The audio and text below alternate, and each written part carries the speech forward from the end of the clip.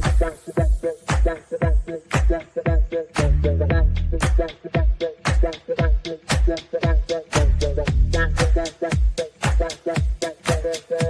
Connections Radio presents. Welcome to Vegas Hockey Hub here on PRConnectionsRadio.com, the voice of new media. I'm your host, Ian Kelly, and on this episode, we are going to be doing a newer type of episode, and we're going to be going outside the Vegas Golden Knights, but staying inside the NHL, as we're going to be discussing who are not the worst team, not the second worst, not the third worst, not the fourth worst, but we're going to be talking about who are the worst teams in the NHL for 2024-2025, and essentially going to be telling you who, in your host Ian Kelly's opinion, who are the 5 worst teams in this season, 2024-2025. And I do want to, before we break down those 5 teams, I want to give an honorable mention very quickly. Because, look, there's going to be 2 teams in the Golden Knights division that kind of inspired this video to be happening. There's one team out there in the Central, and then you have one team from the Metro and one team from the Atlantic. But overall, there is one team that is an honorable mention, a team that we could have put in the top 5, but we excluded them because I actually see them doing a little bit tad better than what a bottom 5 team will be. And that organization that I don't think is going to be in the bottom 5 is going to be this team right here. Now, I know for the longest time there has been always, this laughs and giggles about, hey, this team has been on a horrid playoff drought. This kind of team has been stuck just in neutral, trying to rebuild, trying to get new stars, trying to get assets. But I'm excluding the Buffalo Sabres from the bottom 5 because they have just enough talent. And we actually did a video a few months back explaining how the Buffalo Sabres are actually trending in the right direction. So basing it off of not just that video, but heading into, what we're seeing right here, right now, they are not a great team. All right. The Buffalo Sabres do not look like on paper they're going to be a great team at all. However, this is a Buffalo Sabres team that has enough talent to end up being better than the 5 worst in the NHL.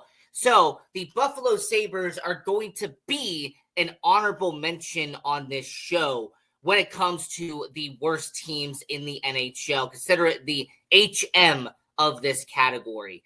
And before I break down those 5 teams, go to www.prconnectionsradio.com, voice of new media. Over a dozen shows on the platform, so I recommend checking out all of the shows we have on here, including Vegas Hockey Hub. Follow us on social media. I'm on all major platforms at Vegas Hockey Hub. And if you want to follow your host, I am at IANJRACHIELE. So getting into this list and really getting into the categories and everything that's going on here, I'm going to be kind of looking at and exploring the 5 worst teams out there in the NHL. And we're going to be starting out with an organization that I don't understand why you're still here. Like, you have had bottom 5 pick after bottom 5 pick. You've had some generational talents. You have some really good players on your organization. But this Anaheim Ducks team just really looks like they aren't breaking past that bottom 5 tier. I don't know if it's the goaltending and them refusing to let go of John Gibson. Hey, John Gibson was a great goalie a couple of years ago. I understand that. He also has the most losses by a goaltender in Vegas Golden Knights history. But when it comes to John Gibson, yes, he was good a few years back, but it feels like you're just holding on to him because of that nostalgia. Lucas Dostal, a really young, up-and-coming goaltender, but I don't think that he is an established guy yet. I think 1 or 2 years down the road, maybe he will become in his prime that established goaltender you can use to make a playoff run. I mean, Anaheim Ducks organization defensively, you have some veterans, some established, experienced veterans on your roster, But at this point, do you really need that many experienced defensemen on your roster? Guys in their mid to late 30s. For example, Radko Gudas, when you signed him in free agency a while back, it seemed like a smart move, right? Like you have all these young guys coming up. All right, you got a veteran that's going to be there. But let's not forget, Cam Fowler has been a long-time Anaheim Duck, and they've had him around forever. But he's an established defenseman as well. So I really don't know what the makeup of this team is. I'm kind of confused by the thought process. It's like, okay, so we have a bunch of these older veterans on the team. They have some on the forwards as well. But you also have an influx of young guys in your middle six forwards. You have some prospects in the minors in San Diego and juniors that are trying to develop and get themselves back up and into the NHL level.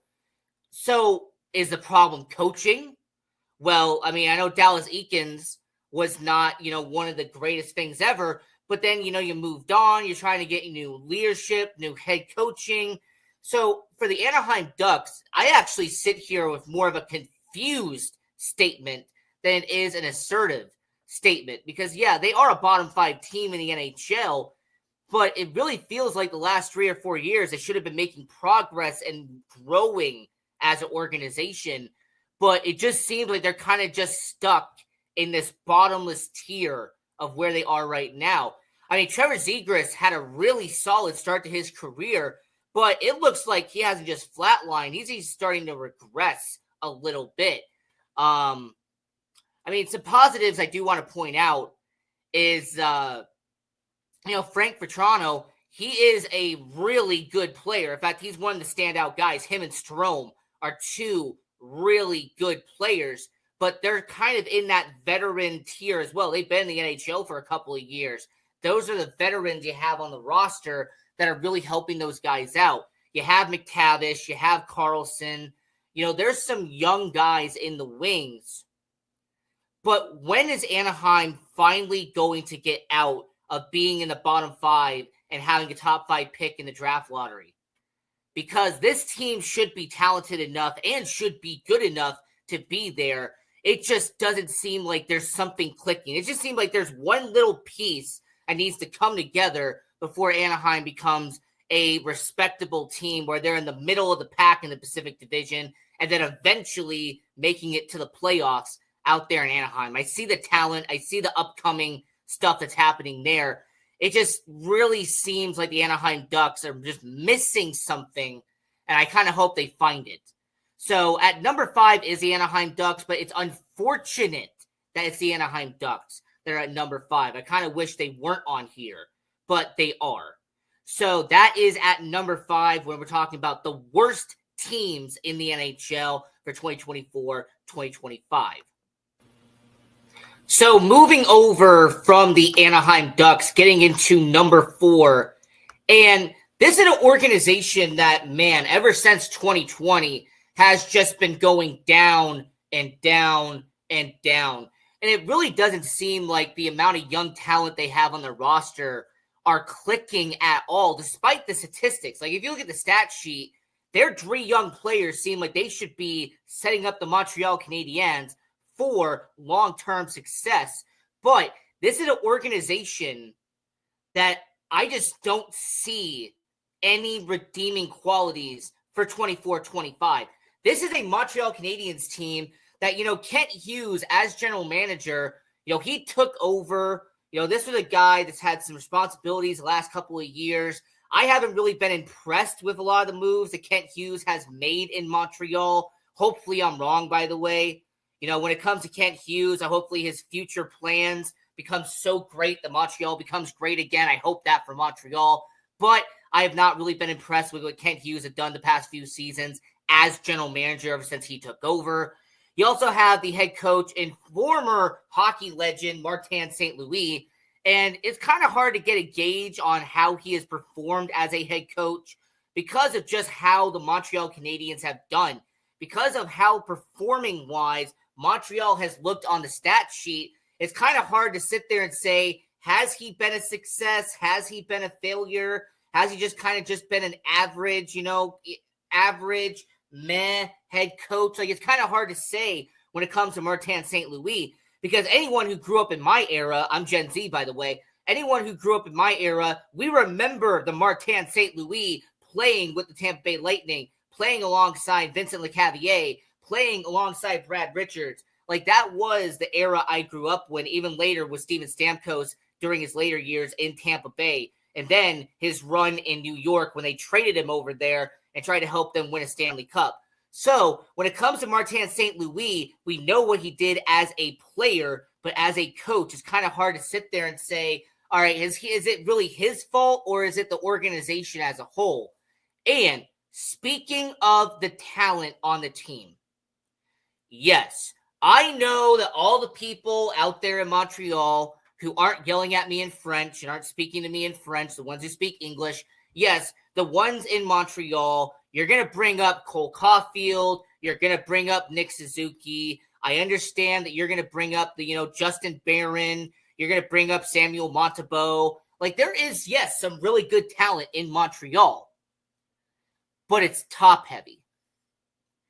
The Montreal Canadiens roster has Lane Hutson, who looks, by the way, as a promising rookie. All right? Lane Hutson, if he becomes what some people think could be advertised, he will be Rookie of the Year candidate out there in Montreal. Lane Hutson, I've seen his tape. I've seen what he did in juniors. I've seen some of the stuff that he did before getting to Montreal. He seems like a really good talent. I have no doubt about that. So with Lane Hutson joining this team, the young talent should be persevering at some point. But unfortunately, I have to point this out. Something is going wrong with this team. The goaltending kind of seems like it's hit and miss at times. Sometimes the goaltending looks pretty solid for a few games, and then they'll have like a 4 or 5 game stretch where it's, 4 goals, 5 goals, 4 goals, 6 goals, 4 goals, and they're losing games back to back to back. And then you have some games where Montembeault looks like somebody who actually could be a franchise goalie, and he only lets up a goal here, the occasional shutout here, a solid 2-goal letting up performance, but he had about 35 saves. So for the Montreal Canadiens, I really look here and go, similar to Anaheim at number 5, is it an organization issue? Is it a front office issue? Is it a head coaching issue? Is it a lack of, overall talent when it comes to the bottom 6, when it comes to your bottom pairings? Like, what's the issue in Montreal? Because Nick Suzuki has been your all-star. You're welcome, by the way, being from Vegas. You're welcome. But when it comes to Nick Suzuki, he has become a solidified talent. He's a generational all-star in Montreal. Cole Caulfield has become what he was advertised. But where's the rest of the roster? So overall, when it comes to Montreal, I kind of hope that this organization can turn it around at some point, because it wasn't just a couple of years ago they were in the Stanley Cup Finals as the Western Conference representative after they beat the Vegas Golden Knights and went to the Stanley Cup Finals just to lose to Tampa Bay. But when it comes to Montreal, I kind of hope that someday we find them in a certain area of time, because this team's talented enough to do it. But there's just something missing. I wish we knew what that was. Now, before moving over to number 3 on our list, I just want to remind everybody, number 5 was the Anaheim Ducks, all right? Number 4, who we just recently went over, Montreal Canadiens. And then at number 3, we're talking about the worst teams in the NHL for 24-25. And I'm not going to sit here and say that this is self-explanatory, but let's just be brutally honest here. You're kind of expecting this. The Columbus Blue Jackets organization, really ever since they had that magical playoff run when you had Panarin, you had Duchesne, you had Bob. Like, this was a Columbus Blue Jackets team that has kind of just done this ever since 2019. And with Columbus, you have young talent. I'm not going to sit here and say you don't. You have maybe one or two all-stars on the team. Based off of what I'm looking at, you have a top 6 forward that could be an all-star. Defensively, if he stays healthy, I think Werenski could be an all-star. But this team has an influx of so many aging veterans. I mean, you almost have, 38-year-old Jack Johnson? You brought over James Van Riemsdyk, who's in his mid-30s now. Sean Monahan in his 30s now. He's over there. I kind of understand why he's there. But Sean Monahan, he's there. Eric Branson as a, alternate captain type of guy, he'll be there. I just kind of sit here and go, all right, Don Waddle, you're over there now. You were, out there in Carolina for a little bit. You've been an established general manager for a bunch of teams before. You kind of been hired to be brought in and right the ship in Columbus. But it's going to take a while. This is a team that brought in Provorov, and I think that kind of was a little bit of a mistake because Provorov hasn't really done as what I thought that he was going to do as a defenseman. Goaltending-wise, this is an organization that kind of just seems like they're just in the average tier when it comes to goaltending performance. Dean Evison, you brought him in to be the head coach after the absolute misery and the botching that you had about 18 months ago with your head coaching hire. Shout out to him, by the way. Should have never been hired back in the first place. But when it comes to Columbus Blue Jackets organization, it just really seems like they have really no infrastructure.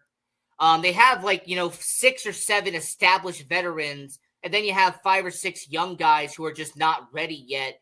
And then in that sandwich in the middle, you have 2 or 3 guys in their prime, but they're being overshadowed by the aging veterans and by the young upcoming guys.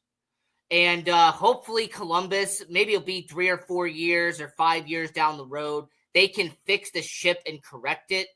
But sadly, this has been the Columbus Blue Jackets for the longest time. I mean, even dating back to the Rick Nash era, where, they had 1 or 2 years of making the playoffs, and then they had to start selling off assets. They had to trade Rick Nash himself, sent him to another organization. Then they started rebuilding for a little bit. When you did trade for a Tammy Panarin, you traded, you went out and got Sergei Bobrovsky, and you were good for maybe 2 or 3 years, and then you had to rebuild again. So I don't know what the long-term future is in Columbus, but it's just a really sad situation to look at because you have 1 or 2 really good players in Columbus, but the rest of the roster kind of shakes my head wondering what your goal is moving forward. I just don't really understand what you're trying to accomplish. So for Don Waddle, by the way, I wish you the best of luck with this in this situation. Hopefully you can fix it because the Columbus Blue Jackets just really have felt like the last 4 or 5 years are just in a status of limbo.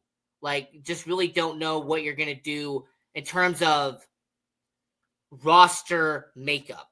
So Columbus Blue Jackets at number 3 as the worst teams in the NHL for 24-25.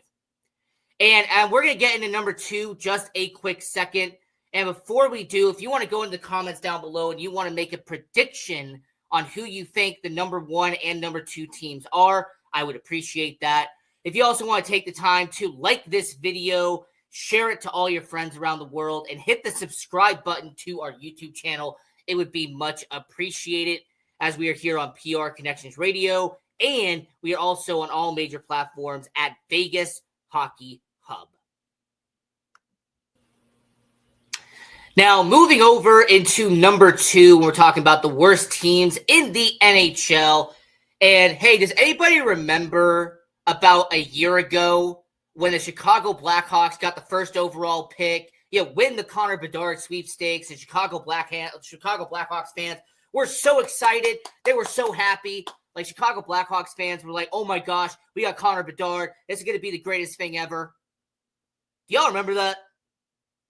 Y'all remember when they brought over Taylor Hall and brought over guys like Nick Foligno, Corey Perry, all these established veterans to help kind of elevate Connor Bedard? Yeah, that was some fun times.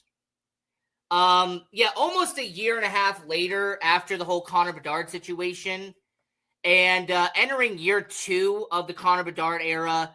And look, Connor Bedard's a generational talent. As somebody who watches Chicago Blackhawks games, I will appreciate what Connor Bedard does. All right. He is one of the best players I have seen. I got the privilege to see Connor Bedard live when the Golden Knights and Blackhawks met up at T-Mobile Arena this past season, a few months back. And yes, he is worth the ticket admission alone. He is one of the best talents I have seen in person. But the issue that Chicago has, and weirdly enough, this is kind of similar to the Montreal Canadiens, but just worse. The Chicago Blackhawks have all these veterans. Man, they have so many veterans on this roster that overlap the good of these young and up-and-coming guys.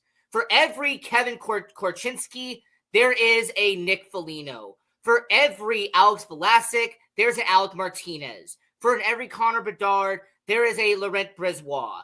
For every young guy they have in their roster, like a Lucas Reichel or a Wyatt Kaiser, there is a Jason Dickinson. You know, it's just the Chicago Blackhawks organization. They have so many players over the age of 30, and they're currently getting everyday minutes with the Chicago Blackhawks. They're in the roster and playing almost every single game in Chicago. And if you're a rebuilding team, I understand the perspective. But at some point, you have to start slowly getting rid of those veterans. All right, a 38-year-old like Nick Foligno, slowly start to back away from that and call up your 19-year-olds, your 21-year-olds, your 24-year-olds. All right, that's what Chicago needs to be doing. And they're doing it somewhat very slowly, but I feel like you need to fast track this because this is Chicago Blackhawks team that yet when you have Connor Bedard, one of the best generational talents we have seen the last decade. Heck, you can make an argument that he has been the generational talent since Connor McDavid, and when Connor McDavid was the most generational talent since Sidney Crosby. But this is a Chicago Blackhawks team that, you know, Luke Richardson, very nice guy. Based off of all reports I've seen, Luke Richardson, very nice guy with Chicago Blackhawks, but he isn't the captain of this ship long term. Everyone here knows it. Whoever the next head coach is, regardless of if it's, you know, an interim head coach turned permanent head coach, regardless if it is someone they bring in from another team next year, the Chicago Blackhawks need to bring in an established coach, someone who has been here and done it. Kyle Davidson, based off of interviews, is very intelligent. I like his hockey IQ. In fact, there was that infamous interview where a reporter was interviewing him about the Chicago Blackhawks, and he had no idea who Kyle Davidson was. That was one of my favorite interviews I saw a few years back. This is a Chicago Blackhawks team where the front office seems like they kind of have not moved on, but they've recovered from the scandal that broke a few years back. This is a Chicago Blackhawks team that seems like they have, you know, trying to recover from when they traded away Kirby Dach to Montreal, when they, you know, let go of the Jonathan Toews and Patrick Kane era and moved into the Connor Bedard era. So the Chicago Blackhawks organization, as someone who was a Blackhawks fan when I was growing up, this is a Vegas Golden Knights team that they should kind of look at and say, well, you see Vegas, yes, they do have some young talent, but they also have an influx of guys in their prime right here, right now. The Chicago Blackhawks 4 or 5 years from now should kind of try to model what the Vegas Golden Knights did, because this is a Chicago Blackhawks team that has an influx of young talent, a good half dozen amount of players that are under the age of 25 that look like they're going to be ready soon. But you have almost a dozen players who are over the age of 30. And I do want to mention, by the way, bringing in Laurent Brossoit, bringing in Alec Martinez, you know, you're bringing in these guys in their 30s who are going to be here for 1 or 2 years. So, yeah, Chicago Blackhawks at number 2. Anyone who's been forced to watch Chicago Blackhawks games, you probably saw this coming. But yeah, year 2 of the Connor Bedard era. And kind of hope that it ends up being different from year 1, but I'm not holding my breath. And then lastly, when we're talking about the worst teams in the NHL, there's one team left. Can you guess who it is? Can you guess who the worst team in the NHL is? Well, I'm going to give you a hint. Macklin Celebrini. The San Jose Sharks organization, and I'm going to preface this. I like Mike Grier. I think Mike Grier is a very smart general manager. And some of the moves he made in the offseason, like going out and calling up Nashville and getting Askarov, really solid move. I love what he did there. Getting Celebrini, he's not a Connor Bedard, but he is a good talent as first overall pick. Having Will Smith, having Fabian Zetterlund, like you have all these young guys that are on the roster in San Jose. But I need to know this. How many years until you start being a good team? How many years do San Jose Sharks fans in particular have to wait until you become good again? Because Mike Grier has kind of set up the blueprint for this team. He's made some solid moves. But I don't know if the coaching is great.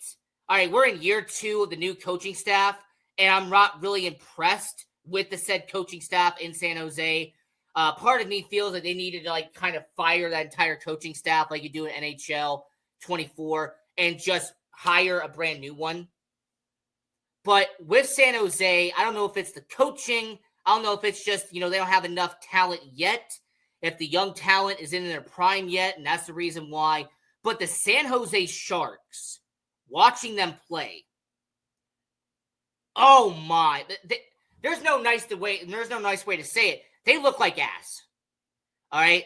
The San Jose Sharks organization does not look good. Anytime they've had to play Vegas, the Vegas Golden Knights just take them behind the woodshed. Like, there's a San Jose Sharks team that when they go up against LA, go up against Vancouver, go up against Edmonton, even though going up against Calgary, they look like arguably the worst team in hockey. And you want to know why they look like the worst team in hockey? Because they are the worst team in hockey. Defense is almost non-existent. I think they have maybe one and a half defensemen. I'm being generous there. On the forward side, your top 6, you have some veterans you've tried to bring in there. I understand trying to bring in some guys to make this team better. It's not working. This team is going to be probably one of the youngest rosters in about 2 or 3 years. Hopefully that fixes it. But the San Jose Sharks organization is the worst team in the NHL. And all the future talent that's coming in, it's going to negate that statement in about 3 or 4 years. But for right now, 24-25, the San Jose Sharks are the worst team in the NHL. And so we have about 90 seconds left here on the show. Let's go over that list one more time. At number 5, for the worst teams in the NHL, I have the Anaheim Ducks. You have some young talent. You have some good players. But the amount of veterans you have on your roster feels like it's weighing it down out there in Anaheim. Number 4, Montreal Canadiens. Kent Hughes, not really impressed with his GM making. I think Martin St. Louis, great player. I really don't know how to grade his coaching ability. But hey, you have Cole Caulfield. You have Nick Suzuki. You have Lane Hudson who's coming up. Yeah, Montreal Canadiens at number 4. Number 3, Columbus Blue Jackets. I wish good luck to Don Waddle, Dean Evison. Hopefully they do well, but Columbus kind of seems like they're just, at this point. Chicago Blackhawks at number 2. You won the Connor Bedard sweepstakes. I hope I see some actual production out of it in the next couple of years.